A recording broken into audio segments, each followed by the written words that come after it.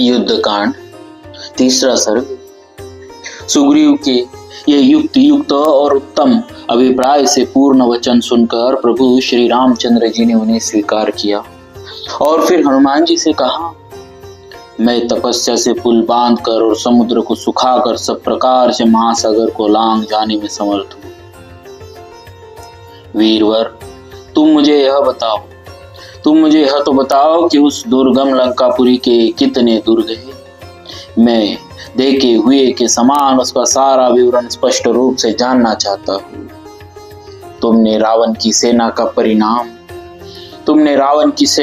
परिमाण, पुरी के दरवाजों को दुर्गम बनाने के साधन, लंका की रक्षा के उपाय तथा राक्षसों के भवन, इन सब को सुखपूर्वक यथावत रूप से वहां देखा है। अतः इन सब का ठीक ठीक वर्णन करो, क्योंकि तुम सब प्रकार से कुशल हो। श्री रघुनाथ जी का यह वचन सुनकर वाणी के मर्म को समझने वाले विद्वानों में श्रेष्ठ पवन कुमार हनुमान श्री राम से फिर कहा, भगवान सुनिए, मैं सब बातें बता रहा हूँ। लंका के दुर्ग किस विधि से बने हैं, किस प्रकार लंकापुरी की रक्षा की व्यवस्था की गई है, किस तरह वह सेना से सुरक्षित है, रावण के तेज से प्रभावित हो राक्षस उसके प्रति कैसा स्नेह रखते हैं, लंका की समृद्धि कितनी उत्तम है, समुद्र कितना भयंकर है, पैदल सैनिकों का विभाग करके कहा कितने सैनिक रखे गए हैं और वहां के वाहनों की कितनी संख्या है। इन सब बातों का मैं वर्णन करूंगा। ऐसा कहकर कपि श्रेष्ठ हनुमान ने वहां की बातों को ठीक ठीक बताना आरंभ किया। प्रभु, लंकापुरी हर्ष और आमोद प्रमोद से पूर्ण है। वह विशाल पुरी मतवाले हाथियों से व्याप्त तथा असंख्य रथों से भरी हुई है। राक्षसों के समुदाय सदा उसमें निवास करते हैं। उस पुरी के 4 बड़े बड़े दरवाजे हैं जो बहुत लंबे चौड़े हैं। उनमें बहुत मजबूत किवाड़ लगे हैं और मोटी मोटी अर्गलाए हैं। उन दरवाजों पर बड़े विशाल और प्रबल यंत्र लगे हैं जो तीर और पत्थरों के गोले बरसाते हैं। उनके द्वारा आक्रमण करने वाली शत्रु सेना को आगे बढ़ने से रोका जाता है। जिन्हें वीर राक्षस गणों ने बनाया है, जो काले लोहे की बनी हुई भयंकर और तीखी है तथा जिनका अच्छी तरह संस्कार किया गया है, ऐसी सैकड़ों शतघ्नियां लोहे के कांटों से भरी हुई 4 हाथ लंबी गदाएं उन दरवाजों पर सजाकर रखी गई। उस पुरी के चारों ओर सोने का बना हुआ बहुत बड़ा परकोटा है, जिसको तोड़ना बहुत ही कठिन है। उसमें मणि, मूंगे, नीलम और मोतियों का काम किया गया है। परकोटे के चारों ओर महाभयंकर शत्रुओं का महान अमंगल करने वाली ठंडे जल से भरी हुई और अगाध गहराई से युक्त कई खाइयां बनी हुई है, जिसमें ग्राह और बड़े बड़े मत्स्य निवास करते।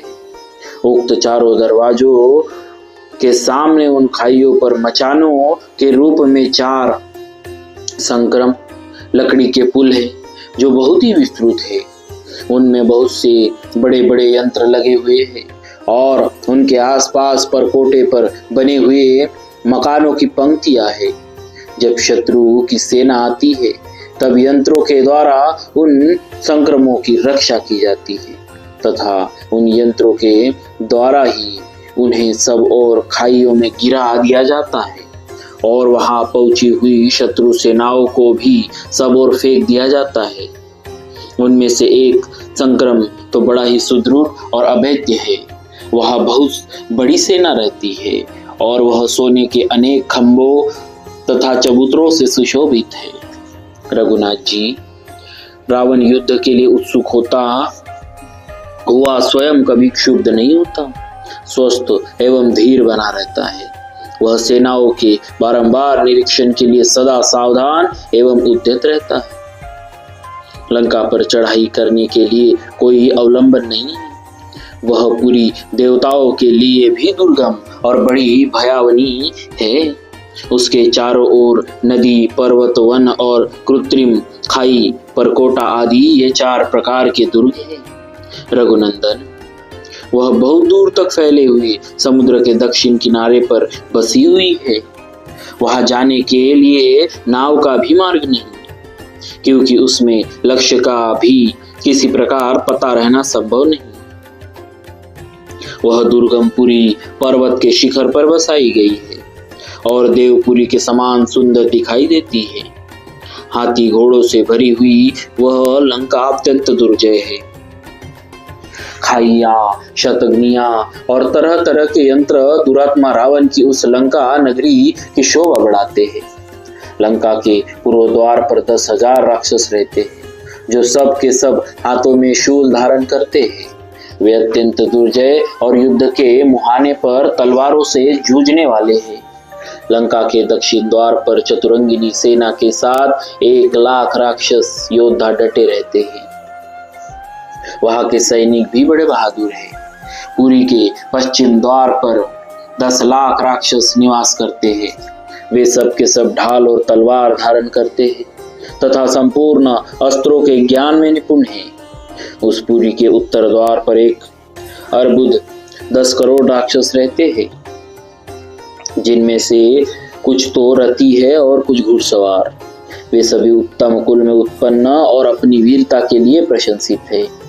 लंका के मध्य भाग की छावनी में करोड़ों सहस्त्र दुर्जय राक्षस रहते हैं, जिनकी संख्या 1 करोड़ से अधिक है। किंतु मैंने उन सब संक्रमों को तोड़ डाला है, खाइया पाट दी है, लंकापुरी को जला दिया है और उसके परकोटों को भी धराशायी कर दिया है। इतना ही नहीं, वहां के विशालकाय राक्षसों की सेना का 1/4 भाग नष्ट कर डाला है।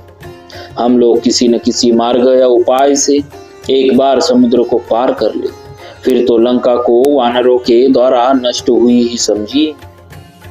अंगद, द्विविद, महेंद्र, जाम्बवान, पनस, नल और सेनापति नील, इतने ही वानर लंका विजय करने के लिए पर्याप्त है।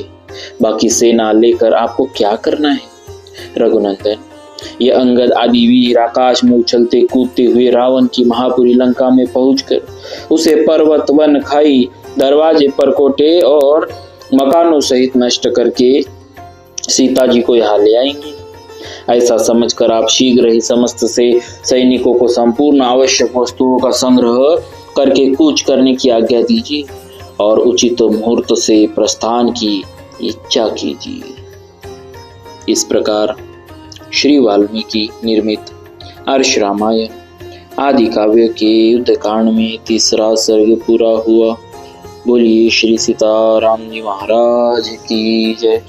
भक्तवत्सल भगवान की जय।